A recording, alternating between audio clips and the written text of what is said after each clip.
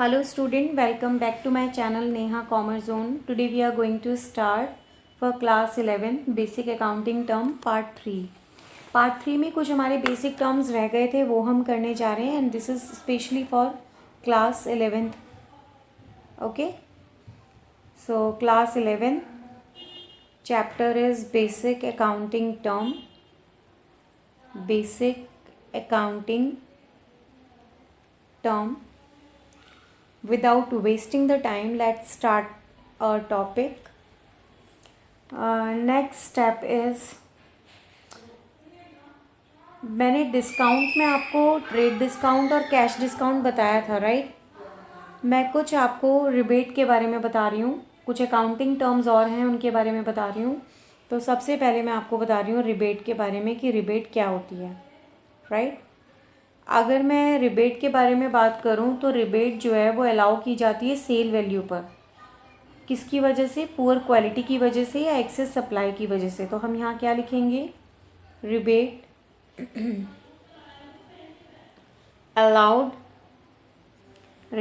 Allowed in the sales value. Rebate allow in the sales value due to poor quality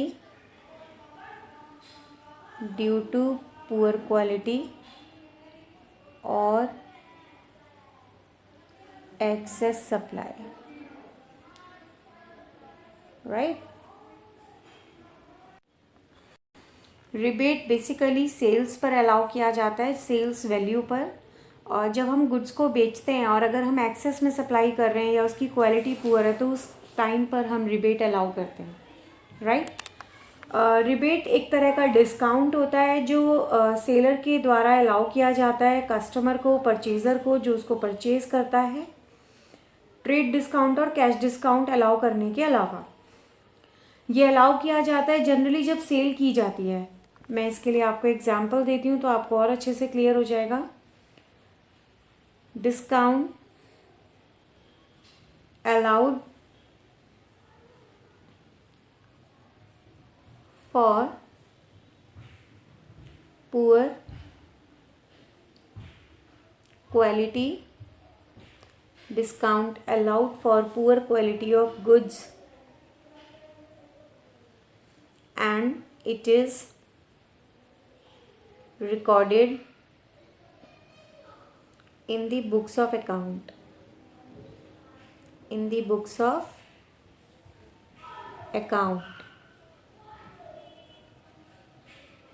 of both seller and buyer,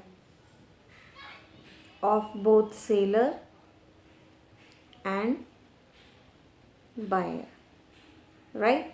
poor quality के लिए, जो poor quality होती है उसकी वजह से आप डिस्काउंट अलाउ कर रहे हो गुड्स की पुअर क्वालिटी की वजह से, एंड इसको आप बुक्स में रिकॉर्ड कर रहे हो दोनों बायर एंड सेलर के पॉइंट ऑफ व्यू से, right? Now moving to the next. Rebate के बाद हमारा है balance sheet. Balance sheet word आपने सुना होगा और बैलेंस शीट बहुत इम्पॉर्टेंट है. अल्टीमेटली कॉमर्स स्टूडेंट्स को बैलेंस शीट बनानी आनी चाहिए बेसिकली. उसके लिए हम ट्रांजैक्शन, लेजर, फाइनल अकाउंट्स में trial balance, trading account, profit and loss account सीखते हैं. तब जाके लास्ट में हम ये स्टेटमेंट सीखते हैं जहाँ पर हमें एसेट्स एंड लाइबिलिटीज़ को शो कराते हैं हम किस तरीके से हमें बैलेंस शीट बनानी होती है. तो बेसिकली ये एक स्टेटमेंट है. It's not an account, it's a statement. तो हम क्या लिखेंगे? बैलेंस शीट एक स्टेटमेंट है. Balance sheet is a statement of what? Of the financial position, of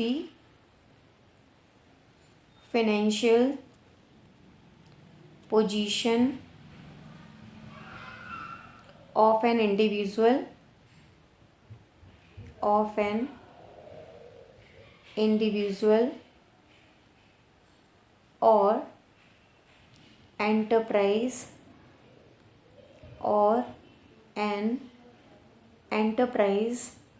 at a given date. मतलब कि ये ड्यूरिंग द ईयर नहीं होती है कि ये पर्टिकुलर डेट पर होती है. तो एट अ गिवन डेट और अ पर्टिकुलर डेट कोई इंडिविजुअल की फाइनेंशियल पोजीशन या किसी एंटरप्राइज की फाइनेंशियल पोजीशन को बताना एक स्टेटमेंट के थ्रू, उसे बैलेंस शीट कहते हैं, राइट। इसके अंदर क्या क्या चीज़ें एग्जिबिट होती हैं, विच एग्जिबिट्स इट्स असेट्स। इसके अंदर असेट्स होती हैं यानी कि संपत्ति, लाइबिलिटीज़ यानी कि देयता जो हम पे करते हैं, एंड कैपिटल यानी कि वो अमाउंट जो बिजनेसमैन के द्वारा बिजनेस में लगाया जाता है वो कैपिटल होता है। उसके अलावा कुछ रिजर्व्स होते हैं, रिजर्व्स के अलावा और भी अदर बैलेंसेस होते हैं, and other account balances, right, at their respective values, at their respective book value specifically. तो this is our balance sheet. तो जब कभी भी किसी को किसी कंपनी की फिनेंशियल पोजीशन को चेक करना है तो उसके लिए सीधे सीधे यदि हम उस पर्टिकुलर कंपनी की, एंटरप्राइज की, इंडिविजुअल की यदि हम फाइनेंशियल पोजीशन चेक करना चाहते हैं तो बेसिकली हम बैलेंस शीट के थ्रू हम इजीली चेकआउट कर सकते हैं, राइट। आई होप आपको क्लियर हो गया होगा। नेक्स्ट हम करने वाले हैं बुक वैल्यू। जैसे मैंने अभी बोला कि हम चीज़ों को उसके रिस्पेक्टिव बुक वैल्यू पर जो है रिकॉर्ड करते हैं। तो basically you should know what is the meaning of book value. Book value क्या होती है? बुक वैल्यू एक तरह से एसेट की वो वैल्यू होती है जो बुक्स ऑफ अकाउंट में एग्जिस्ट करती है, राइट। तो हम लिखेंगे value of assets as existing in the books of account, in the books of account, right। तो यहाँ पर आपको वो अमाउंट जो बुक्स ऑफ अकाउंट में एग्जिस्ट कर रहा है वो आपको शो करना होता है। बट ये आप याद रखें कि कॉस्ट जो भी हो एसेट्स की उसमें माइनस करते हैं हम डेप्रीशिएशन,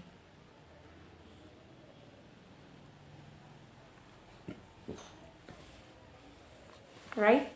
नेक्स्ट हमारा हम बोलते हैं कि बुक वैल्यू पर रिकॉर्ड करते हैं, बुक्स ऑफ अकाउंट में करते हैं। तो we should know the meaning of books of account also कि what do you mean by books of account, right. अगर मैं बुक्स ऑफ अकाउंट के बारे में बात करूं तो वो बुक जिसके अंदर ट्रांजैक्शंस को रिकॉर्ड किया जाता है यानी कि लेजर पोस्टिंग की जाती है उसे हम बुक्स ऑफ अकाउंट कहते हैं। तो हम क्या लिखेंगे? बुक्स इन विच transactions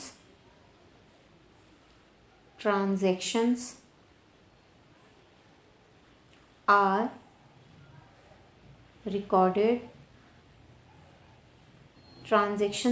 recorded, और ट्रांसफर्ड मतलब कि पोस्टिंग। तो हम ब्रैकेट में लिख लेते हैं posted. I hope it is clear to you. वो रिकॉर्ड या वो बुक जिसमें फाइनेंशियल ट्रांजैक्शंस को रिकॉर्ड किया जाता है किसी भी एंटिटी की, एंड देन उसके बाद उसको पोस्ट किया जाता है लेजर की फॉर्म में। तो बुक्स ऑफ अकाउंट में जर्नल और लेजर दोनों चीज़ें इंक्लूडेड होती हैं। Now the next term is cost of goods sold. Cost of goods sold जिसको हम COGS भी बोलते हैं, कॉग्स जिसे हम कहते हैं, कॉस्ट ऑफ गुड्स सोल्ड। इसका क्या मतलब है? कॉस्ट ऑफ गुड्स सोल्ड मतलब कि वो कॉस्ट जो कि एट्रीब्यूटेबल है गुड्स को, जो गुड्स बेच दिए गए या वो सर्विसेज जिन्हें रेंडर्ड कर दिया गया, या दोनों में मतलब goods sold and service rendered. Cost of goods sold एक डायरेक्ट कॉस्ट होती है जो कि गुड्स सोल्ड के प्रोडक्शन की कॉस्ट को बताती है या फिर सर्विस रेंडर्ड को बताती है। तो हम इसके अंदर क्या लिखेंगे? Cost of goods sold, cost of goods sold is the direct cost attributable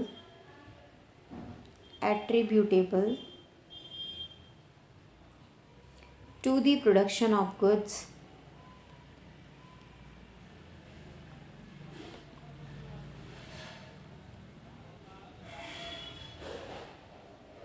sold and service rendered.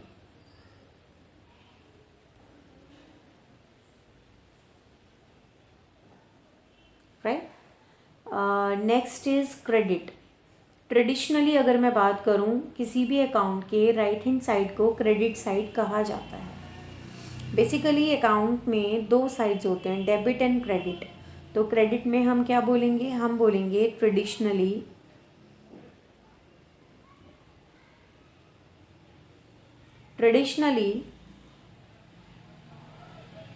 right side of an account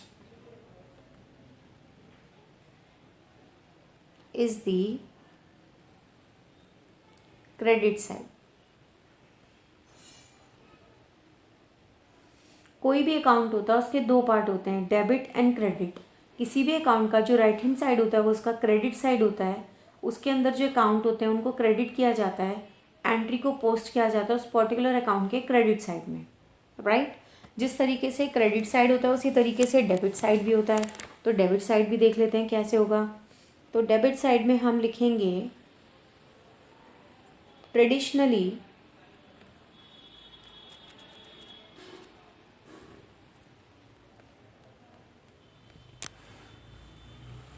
left side of an account is debit. Of an account is debit.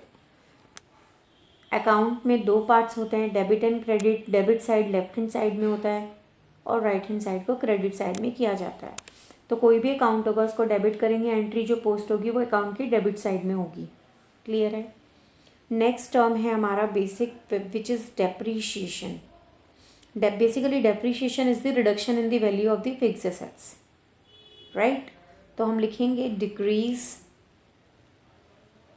in book value of an asset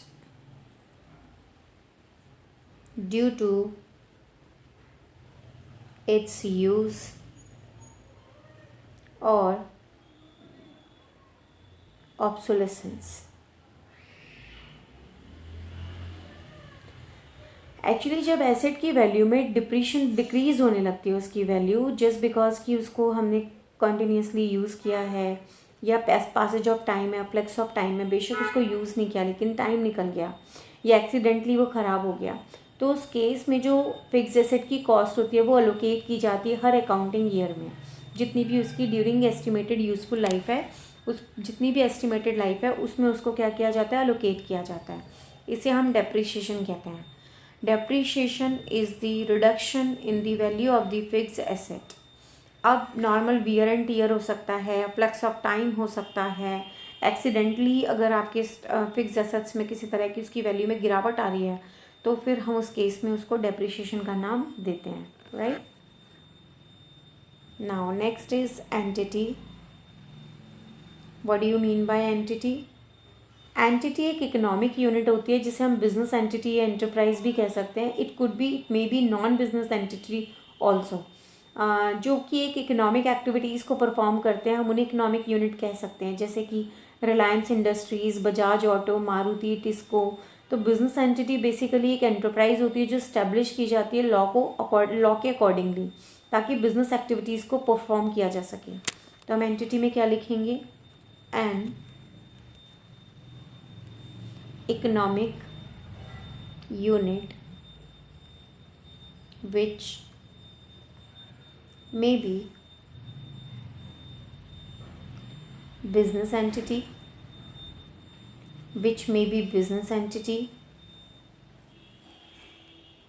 bracket में enterprises,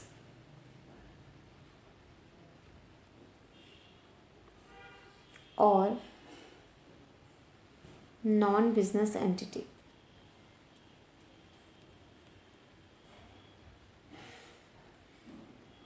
इस तरीके से. ठीक है? Now next is entry. Entry मतलब हम किसी भी बिजनेस ट्रांजेक्शन्स को रिकॉर्ड करते हैं अपने बुक्स ऑफ अकाउंट में, उसे हम एंट्री कहते हैं. इसके अंदर ट्रांजेक्शन्स भी हो सकती हैं, इवेंट भी हो सकते हैं जो हम अपने बुक्स ऑफ अकाउंट में रिकॉर्ड करते हैं, इसी को हम एंट्री का नाम देते हैं। तो हम क्या लिखेंगे, a transaction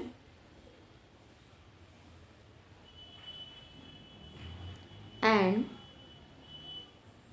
event when recorded in the books of account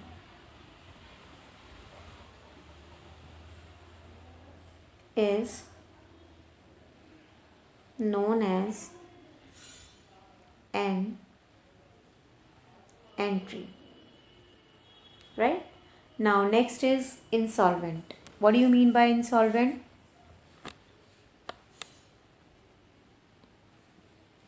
insolvent एक पर्सन या एक एंटिटी जो अनेबल है कि वो अपने डेट्स को क्लियर कर सके, पे कर सके, राइट? इंसॉल्वेंट, इंसॉल्वेंट एक ऐसा व्यक्ति, एक ऐसा एंटरप्राइज, एक ऐसी एंटिटी है जो कि इस पोजीशन में नहीं है कि वो अपने डेट्स को पे कर सके। तो हम लिखेंगे insolvent is a person, insolvent is a person or enterprise which is not in a position, which is not in a position to pay its debts, right? Similarly, if we are talking about the solvent, solvent वो व्यक्ति है जो इस position पर होता है कि वो अपने डेट्स को क्लियर आउट कर सके। तो हम क्या लिखेंगे, a person or entity who is in a position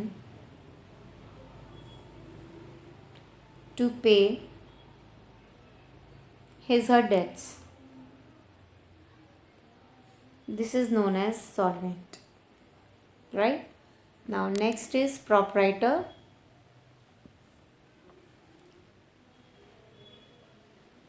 Proprietor. Now what do you mean by proprietor? Proprietor वो व्यक्ति होता है जो बिजनेस को चलाता है। A person who, जिसका अपना बिजनेस होता है, a person who owns the business, right?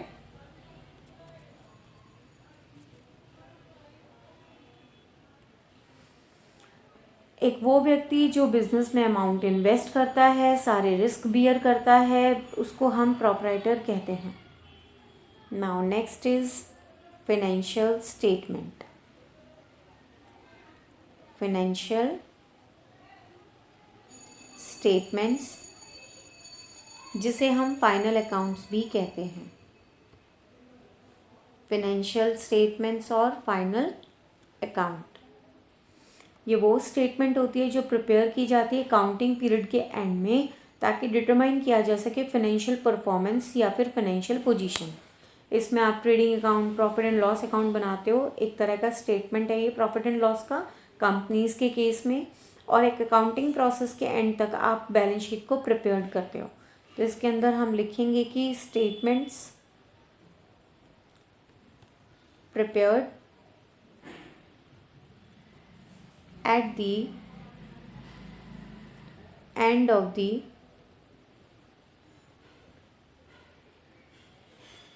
accounting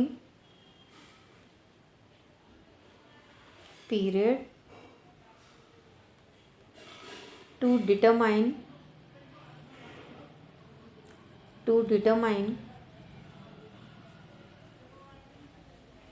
financial performance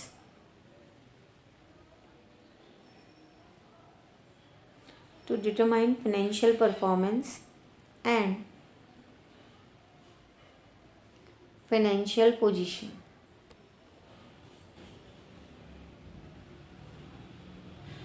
right? तो इस तरीके से हमारा financial statement or we can say final account का मीनिंग होता है, right?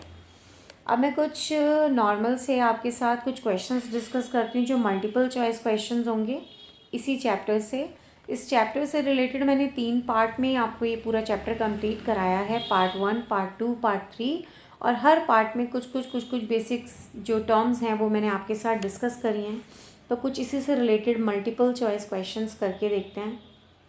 Multiple choice question, right. जैसे कि कैपिटल, अगर मैं कैपिटल की बात करूं,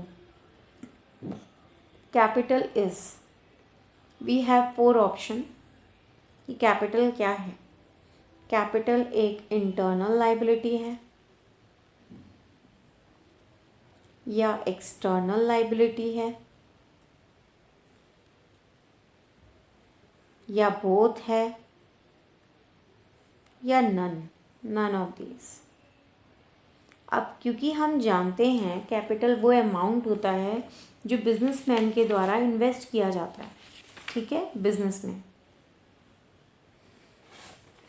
तो ये इंटरनली किया गया है लाइबिलिटी, तो आप इसको बताएंगे कि ये इंटरनल लाइबिलिटी है, राइट।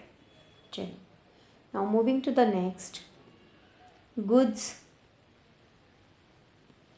टेकन बाय प्रॉपराइट, यानी कि जो बिज़नेस को ओन कर रहा है, जो बिज़नेस को चला रहा है, उसके द्वारा यदि गुड्स लिए जाते हैं but for personal use, for personal use, तो उसे हम क्या कहेंगे? हम उसे सेल कहेंगे, हम उसे परचेज़ कहेंगे, हम उसे ड्राइंग कहेंगे, या फिर इनमें से कुछ भी नहीं। तो बेसिकली हम इसको क्या कहेंगे? ड्राइंग, क्योंकि कोई भी अमाउंट अगर बिजनेसमैन के द्वारा निकाला जा रहा है पर्सनल यूज़ के लिए, जहाँ पर भी पर्सनल वर्ड यूज़ हो गया, personal use, then it means it is a drawing. Always remember, right. चलिए नेक्स्ट देखते हैं, नेक्स्ट क्वेश्चन, अमाउंट रिसीव्ड और रिसीवेबल, अमाउंट रिसीव करना, रिसीवेबल करना against sale of good, against sale of good is, यानी कि हमें कोई अमाउंट रिसीव हुआ है या रिसीव होगा जो हमने गुड्स को बेचा, तो ये किस तरह की इनकम है, किस तरह का हमारा ये रिसिप्ट है। पहला ऑप्शन तो है हमारा रिवेन्यू रिसिप्ट, राइट। दूसरा है हमारा कैपिटल रिसिप्ट, तीसरा है हमारा कभी कभी like sometimes revenue receipt, and sometime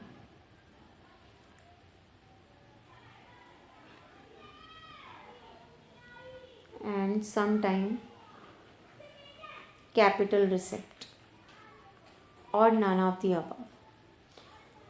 अब क्योंकि हम गुड्स को बेच रहे हैं, हमारा एक ऑर्डिनरी नेचर ट्रांजैक्शन है, हम रेगुलर बेसिस पर करेंगे, तो जो रिकरिंग इन नेचर होता है, बार बार होता है, तो वो रेवेन्यू रिसिप्ट के अंदर आएगा, राइट। तो इसका करेक्ट आंसर क्या आएगा? इसका करेक्ट आंसर आएगा आपका revenue receipt. Okay, now moving to the next question. These are just for the revision, जो भी हमने अब तक चैप्टर में किया, nothing to worried about. Now the next question is amount paid or payable, amount paid or payable against purchase of goods, against purchase of goods is, हमने कोई goods purchase किए, उसके बदले में हमने पेमेंट किया, हम पेमेंट करेंगे, तो हमारे लिए किस तरह का एक्सपेंडिचर होगा, right. First revenue expenditure, second capital expenditure,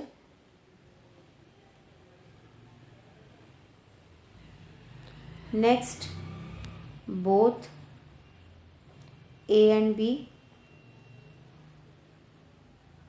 none of these. अब क्योंकि आपने गुड्स परचेज करे हैं और आप अमाउंट पे करोगे तो डेफिनेटली हमारा क्या होगा, रेवेन्यू एक्सपेंडिचर होगा, राइट। तो हम रेवेन्यू एक्सपेंडिचर हम लिखेंगे क्योंकि हम परचेज करेंगे तो बार बार कर रहे हैं, रेवेन्यू रिकरिंग इन नेचर है, इस वजह से, right. Now the next question is goodwill is an, goodwill is a an क्या है? Options are tangible assets, option B intangible assets, option C current assets, option D fictitious assets।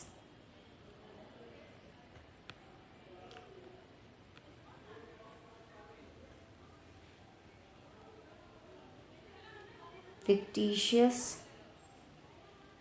assets, goodwill को सिर्फ हम feel कर सकते हैं, हम उसे देख या टच नहीं कर सकते, इसलिए वो इंटेंजिबल एसेट होगी, राइट। चलिए moving to the next question. Expenditure of revenue nature that gives benefit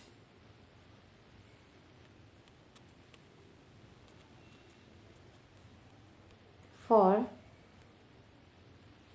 more than one accounting period is categorized as,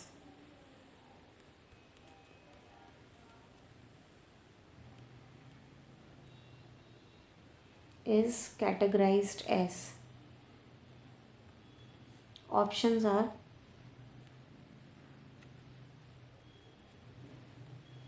deferred revenue expenditure,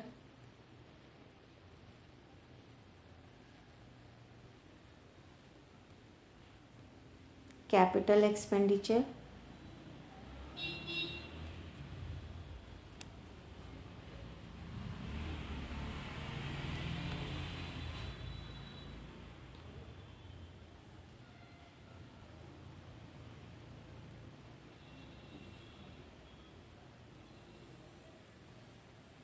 revenue expenditure,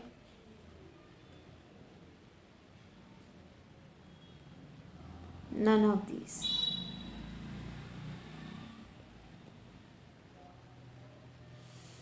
basically इस क्वेश्चन में कहा गया है कि कैसा एक्सपेंडिचर जो रेवेन्यू नेचर का है, more than one accounting period categorise किया गया, उसके बेनिफिट को क्या बोलेंगे? डेफर्ड रेवेन्यू एक्सपेंडिचर बोलेंगे, क्योंकि डेफर्ड रेवेन्यू एक्सपेंडिचर वो एक्सपेंडिचर होता है जो हमने आज की डेट में किया है लेकिन आगे आने वाले टाइम में वो हमें बेनिफिट देने वाला है, तो इसीलिए हम इसे क्या कहेंगे? Deferred revenue expenditure, right. I hope आपको क्लियर हो गया होगा। चलिए नेक्स्ट देखते हैं। A person who owes money to a firm against goods sold is called, options creditors, next options debtors, next both, and further next none of these। अब वो व्यक्ति जिससे हमने गुड्स बेचे थे, अब हमें उससे पैसे लेने हैं तो हम उसे डेटर कहते हैं, राइट। चलिए moving to the next question.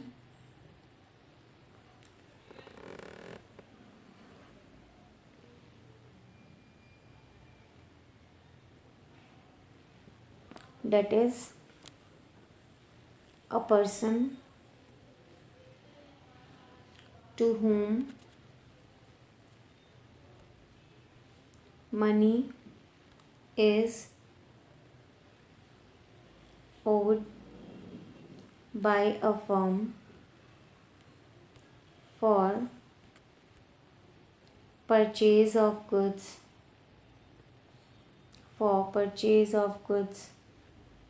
is called a option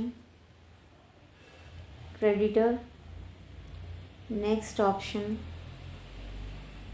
debtor. Next option both, and next is none of these.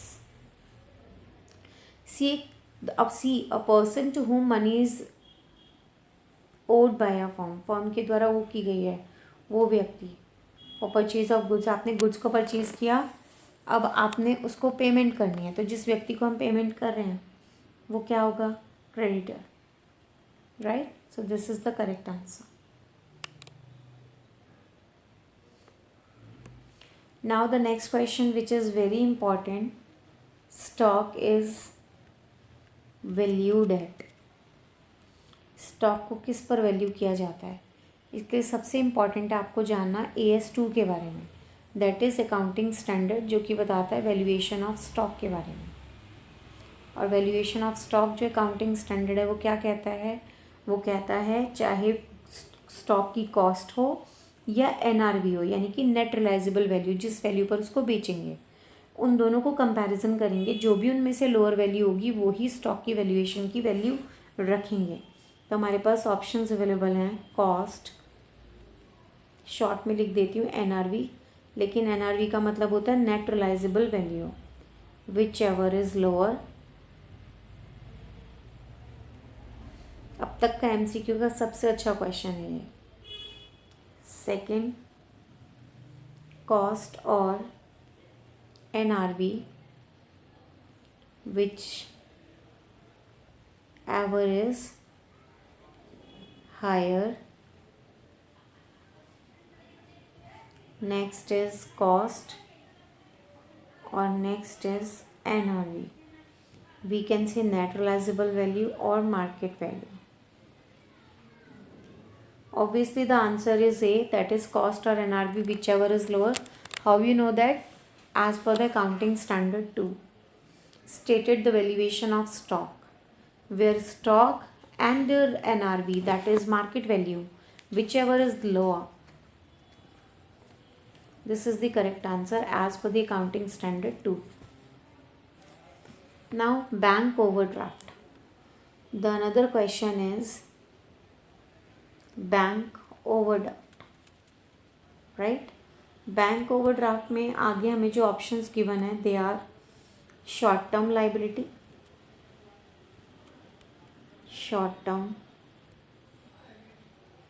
liability, second long term liability, next is contingent liability,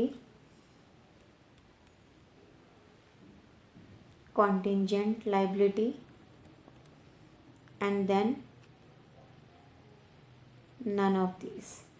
bank overdraft का basically मतलब ये होता है कि जो हम amount withdrawal कर रहे हैं बैंक में से, बैंक में जितना बैलेंस हमने निकाल लिया, यदि हम उससे ओवर निकाल रहे हैं तो उसे हम बैंक ओवरड्राफ्ट कहते हैं.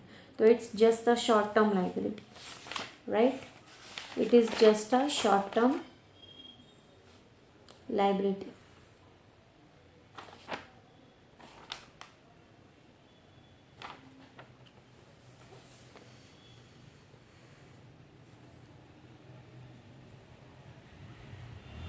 आई होप आपको क्लियर हो गया होगा, किसी तरह का कोई डाउट नहीं होगा. इस तरीके से कुछ मैंने आपको बेसिक क्वेश्चंस हैं जो आपके साथ डिस्कस कर रहे हैं, राइट? तो आपको अगर ये चैप्टर खूब अच्छे से क्लियरली रिवीजन करना है, समझना है, तो उसके लिए आपको क्या करना पड़ेगा? सिंपली बेसिकली आपको पार्ट 1, पार्ट 2, पार्ट 3 तीनों पार्ट देखने चाहिए. सीक्वेंस में तो आपका ये पूरा चैप्टर जो है क्लियर हो जाएगा. इसमें मैंने बाकी के बचे हुए कुछ बेसिक टर्म्स थे वो आपके साथ डिस्कस करें हैं. एंड कुछ पार्ट 1, पार्ट 2, पार्ट 3 से रिलेटेड कुछ आपके साथ बेसिक मल्टीपल चॉइस क्वेश्चंस जो हैं वो डिस्कस करें। आई होप आपको मेरी वीडियो पसंद आई होगी। आप इसे लाइक करें, शेयर करें, सब्सक्राइब करें, बेल आइकन को प्रेस करें ताकि मेरी आगे आने वाली वीडियोस भी आपको मिलती रहें, रिकमेंडेशन में आती रहें। और अगर आपको किसी तरह का कोई डाउट है इस चैप्टर से या इस वीडियो से तो प्लीज़ आप कमेंट सेक्शन में उसको ड्रॉप कीजिएगा ताकि जितनी जल्दी हो सके मैं आपके डाउट्स को क्लियर कर सकूँ। राइट? थैंक यू बेटा, थैंक यू सो मच।